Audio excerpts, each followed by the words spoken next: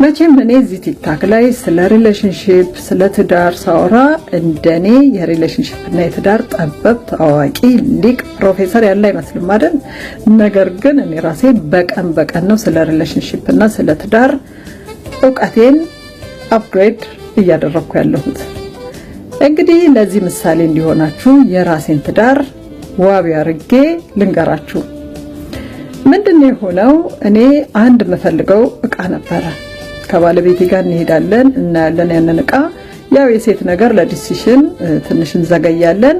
ሳመነታ ያየ ባለቤቴ ያንን እቃ ይገዛና መማርበት ዩኒቨርሲቲ ከልጄ ጋር ሰርፕራይዝ ሊያደርጉኝ መምጣት። ከዛ ልክ ያንን እቃ ሳይ ደግሞ እኔ ጓ ማለት ለምን ይሄንን ገዛ? የምፈልገውን ከለር ታውቃለህ? እኔ ከፍ ያለ እቃ ነው የምፈልገው፣ ይሄ አጭር ነው፣ በዛ ላይ ከለሩ ብዬ አፌን ክፍት አቆረፍኩ። በቃ የሚያረገኝን አሳጣኝ። ከዛ መቼም አይነጋ የለ ነጋና በማግስቱ መጸጸት። እኛ ሴቶች አፋችንን እንከፍትና እንጸጸታለን። አፍቱ ቢ ታንክፉል። መጀመሪያ ቴንኪዩ ማለት ነበረብኝ እኮ እኔ ማንኝ እቃ ለመምረጥ ምናምን ብዬ በጣም ተጸጽቼ ሶሪ እለዋለሁ። ኢት ኢዝ ቱ ሌት። እኔ ላንቺ አስቤ ዋጋውን ጨምሬ ሌተስት ነው አዲስ ነው ሴፍ ነው ብዬ በገዛሁት እንደዛ አይነት አቲቲዩድ ማሳየትሽ በጣም ያሳዝናል ብሎ እዝን በቃ ዘና በመከራ በስቃይ ነው ይቅርታ ያለኝ። ሌላ ደግሞ የሆነ ኢንሹራንስ ስራ ነው ኔጎሼት ያደርጋል እና በትንሽ ዋጋ ተስማማ።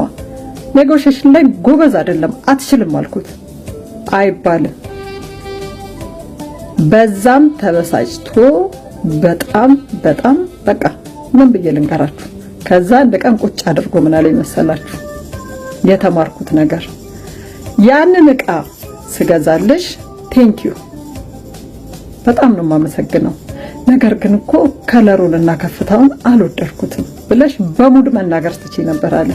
እንደዛ መጥፎ አቲቲዩድ ለኔ ከማሳየት ይሄንንም ኢንሹራንሱን ኔጎሺዬሽን አትችልም ከማለት ይልቅ ጥሩ ነው ጥሩ ተነጋግረሃል፣ ግን እንደዚህ አይነት ስህተት ባትሰራ ጥሩ ነበር ብለሽ ቀስ ተብሎ ነው ፖዚቲቭ ይጀመርና ኔጌቲቭን ጠቅ ነው የሚደረገው ብሎ አለኝ እላችኋለሁ። አንድ ነገር ባሎቻችሁ ወይ ሚስቶቻችሁ ሲያረጉ እይን እንዲ ለምን አረግሽ ብላችሁ ከማንቋሸሽና ከመጮህ ቴንኪዩ ይሄን ስላረግሽ ደስ ብሎኛል፣ ግን እኮ ይሄ ነገር ቀር ብሎኛል ብላችሁ በሙድ ነው መግባት። አንደኛ አቲቲዩዳችሁ፣ ሁለተኛ የምትናገሩበት ቶን ማተር ያደርጋል ሪሌሽንሺፕ ውስጥ። ይሄንን ተማርኩ። ብልህ ሁኑ ሴቶችም ወንዶችም ስትናገሩ በዘዴ ቀስቀስ ብላችሁ፣ ከዛ ንዴታችሁን ቀስ ብላችሁ ይሄ እኮ ቀር ብሎኛል እንዲህ ባታረግ መልካም ነበር፣ እንደተናደራችሁም አትናገሩ እና ይሄንን ተማርኩኝ።